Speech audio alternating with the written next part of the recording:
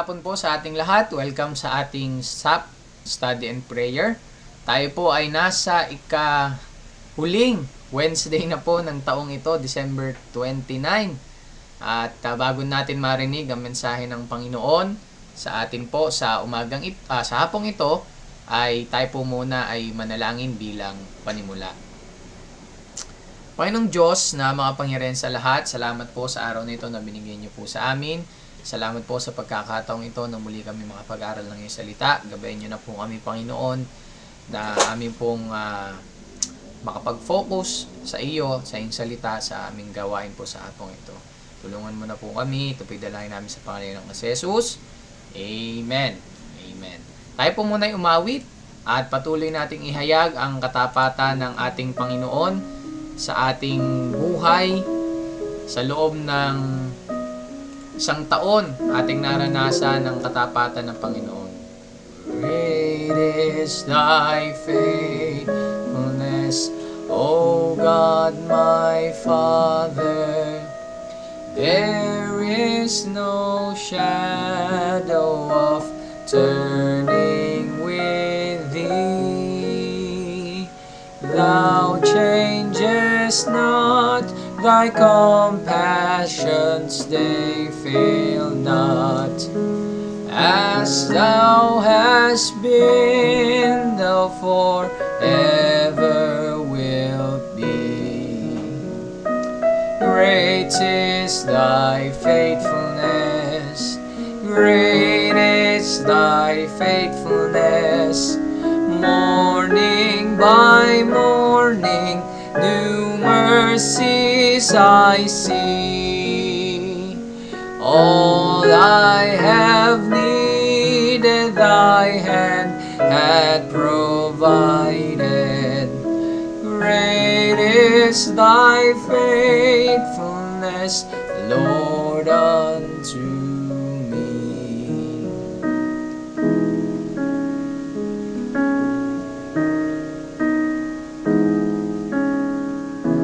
Summer and winter and springtime and harvest, sun, moon, and stars in their courses above, join with all nature in manifold witness to thy great faithfulness, mercy, and love. Great is thy faithfulness, great is thy faithfulness.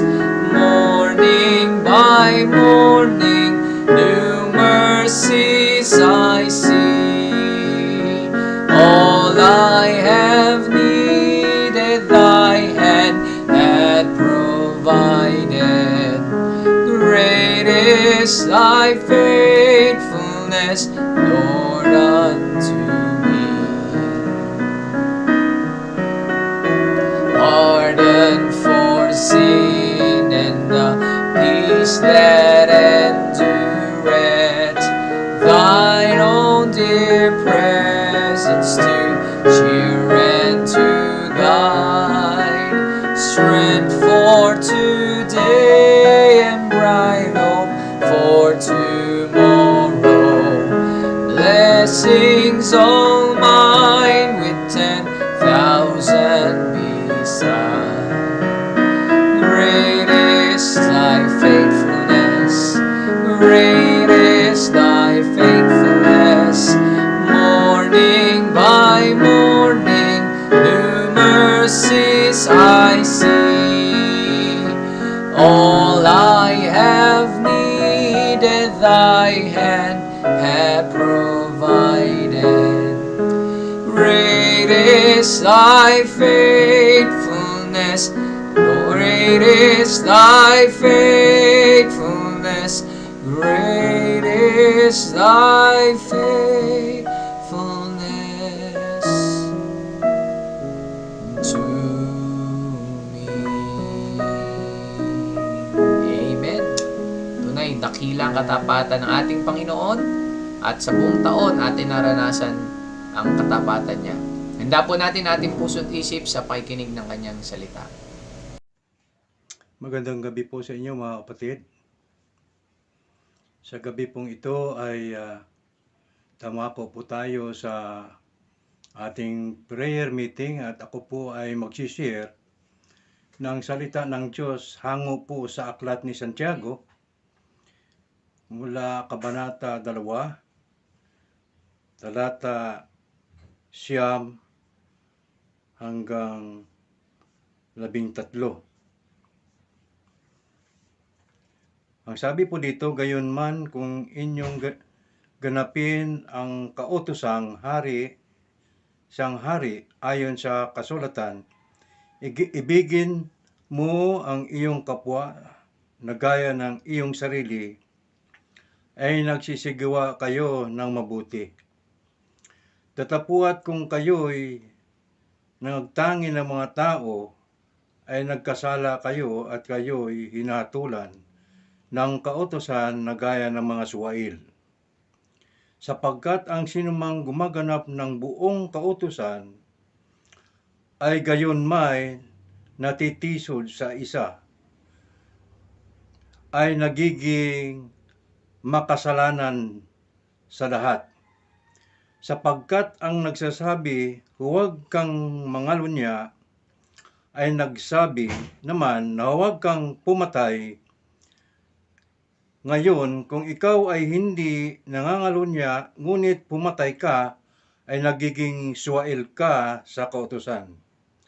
Gayon ang inyong salitain at gayon ang inyong gawin, na gaya ng mga taong huhukuman sa pamagitan ng kautusan ng kalayaan. Manalangin po tayo sandali.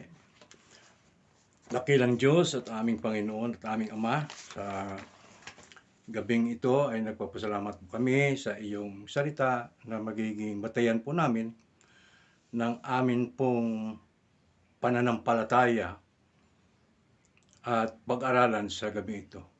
Marami pong salamat. Ito po aking dalangin sa pamagitan po ng pangalan ng aking Panginoong Jesucristo. Amen. Ang pamagat po ng aking isi-share sa inyo mga kapatid ay pinamagatan ko pong ang mga kasalanan. Ayon po dito sa sulat ni James sa chapter 2, ang pagsasalaysay na pangungusap sa aklat na ito ay may 3 pong bahagi na akin pong nakita sa kanyang mga salaysay.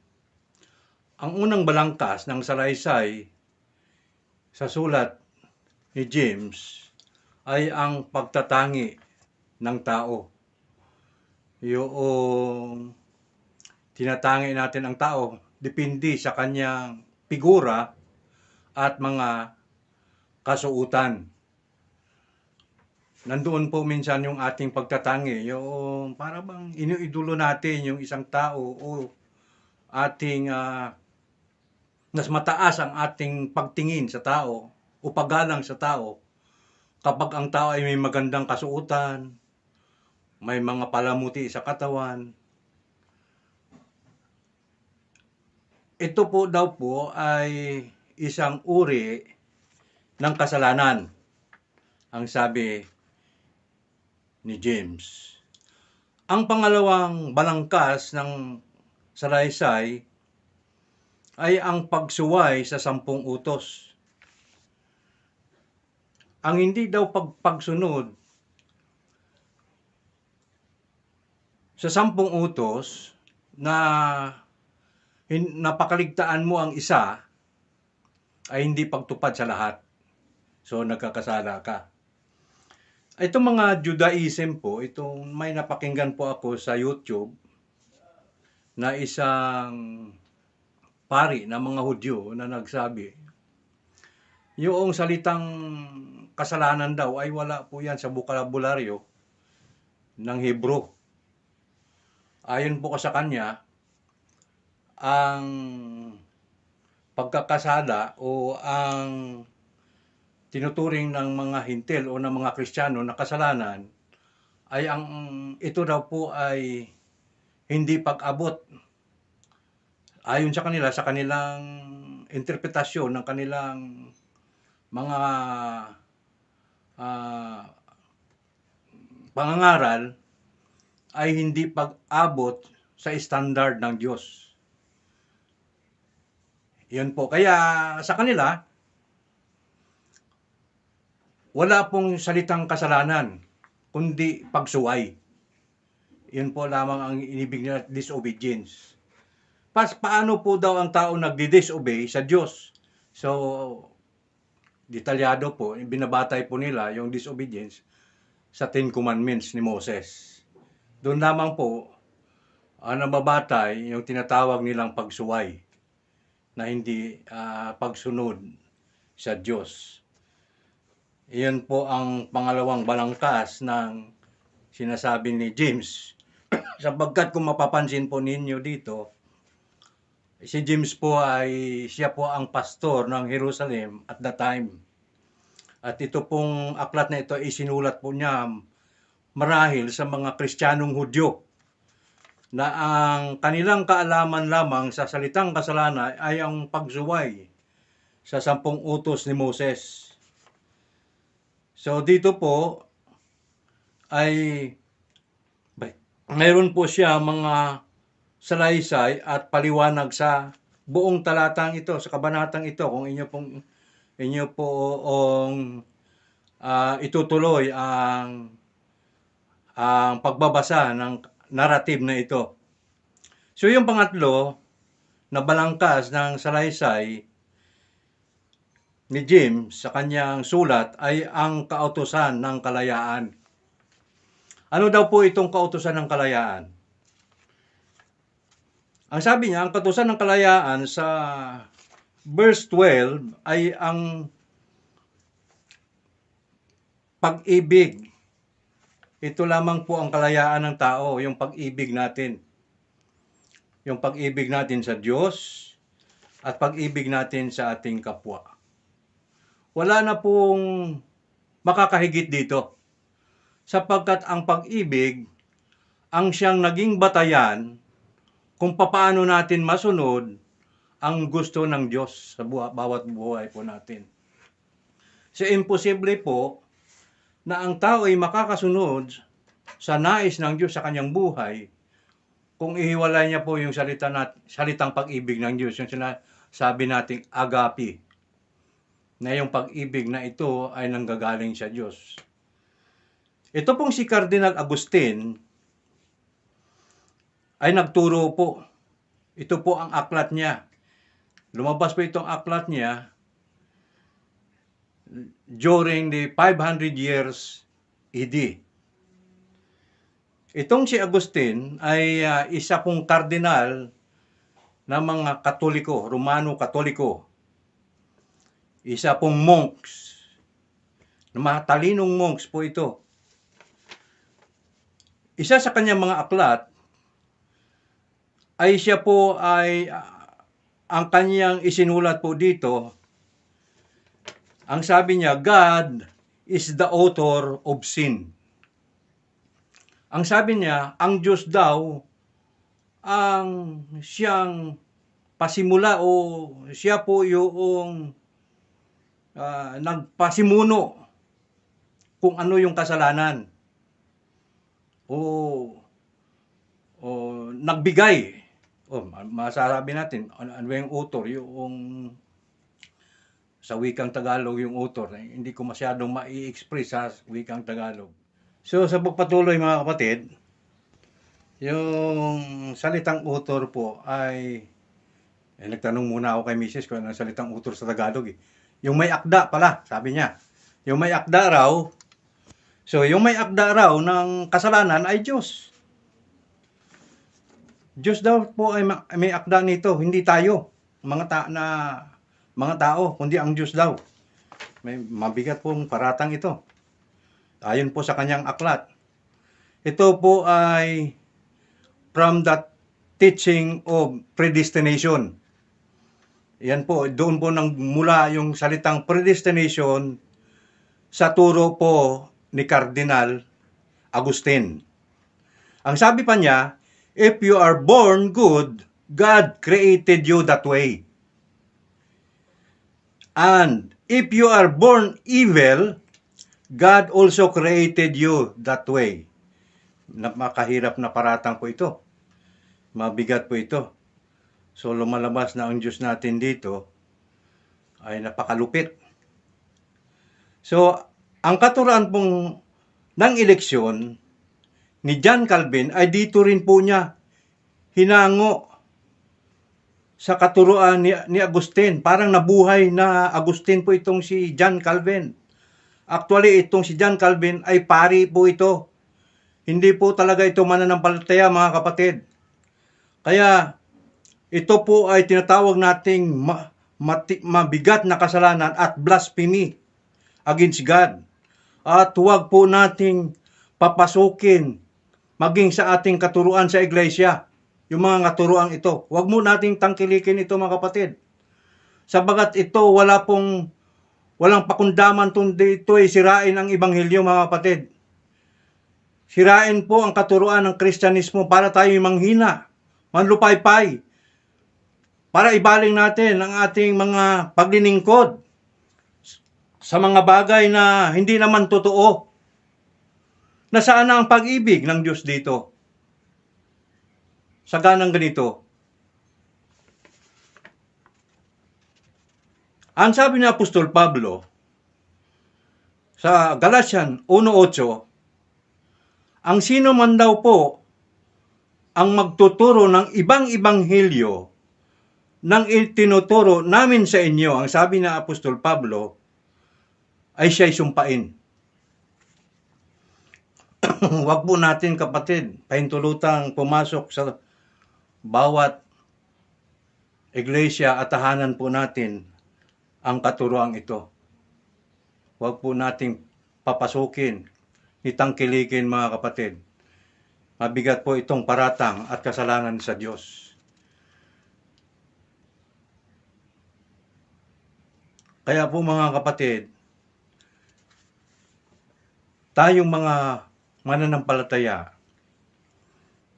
bilang sa larangan at sa grupo na tinatawag nilang mga baptista. Hindi naman po tayo nagpangalan sa atin na tayo yung mga baptist eh. Tinawag po tayo mga baptist, mga anabaptist, ng mga hindi mananampalataya.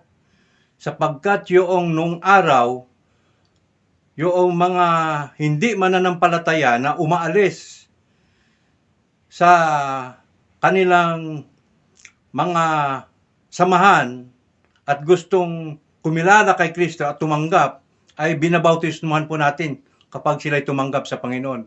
Kaya ang tawag sa atin, Anabaptist. Ibig sabihin sa salitang English, rebaptizer. Binabautismuhan po natin na lubog sa tubig. Kasi yung sinaunang pagtuturo ay wisik-wisik po ang ginagawa nila sa kanilang pagbabautismo. Kaya tayo po ay binansagan nilang Anabaptist. Pero hindi po yun ang katawagan ng Panginoon sa atin. Tayo po yung mga iglesia ng Diyos. The Messianic. Messianic po tayo. People of God. Iyan po tayo, mga kapatid. Tandaan po niyo, mga kapatid. Kabilang po kayo sa mga iniligtas ng Diyos, sa pag-ibig ng Diyos. Hindi po kayo pinili ng Diyos para maligtas. Hindi po, minahal po kayo ng Diyos para lahat ng tao ay maligtas. Sino pa man po yan, makasalanan man yan, masabi man nating mabuting tao yan, wala po tayong dapat itatangi. Wala po ang Diyos, wala pong tinatangi ang Diyos, kahit sino man. Kaya po, mga kapatid, sana'y maging kaunawaan po sa atin ang mga talatang ito. Ang mga talatang ito na binabanggit ni James sa kanyang mga sulat. Maraming pong salamat. Magandang gabi sa inyo, mga kapatid. Nalangin po tayo. Dakilang Diyos, salamat po sa iyong salita. Salamat po sa mga salitang ito ni James. Sa iyo lamang po ang kapurihan sa pangalan ni Jesus. Amen. At bilang pagtatapos po sa ating gawain ngayong hapon, ay sama-sama po natin ibalik ang papurit pasasalamat sa ating Panginoon as we sing, To God be the glory. To God be the glory, great things He has done. So love ye the world that He gave us His Son, who yielded His life an atonement for sin, and open the life gate that all may go in. Praise the Lord, let the earth hear His voice. Praise the Lord, let the people rejoice. Oh, come to the Father through Jesus the Son, and give Him the glory, great things He has done. Oh, perfect redemption, the purchase of blood, to every believer the promise of God. The vilest offender who truly believes, that moment from Jesus a pardon receives. Praise the Lord, let the earth hear His voice. Praise the Lord, the people rejoice. Oh, come to the Father through Jesus the Son, and give Him the glory, great things He has done.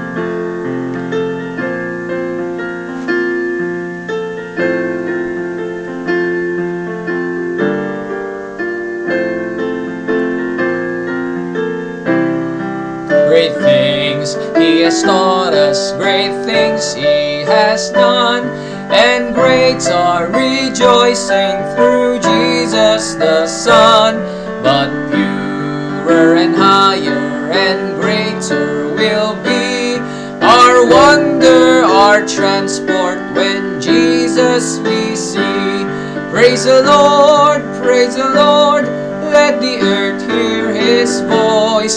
Praise the Lord, let the people rejoice. Oh, come to the Father through Jesus the Son, and give Him the glory, great things He hath done. Amen. Amen. Sa Diyos po, lahat ng papurit, pasasalamat, at ihanda po natin ang sarili sa pananalangin po ng mga items na i-flash po natin sa ating screen. A blessed New Year po sa bawat isa.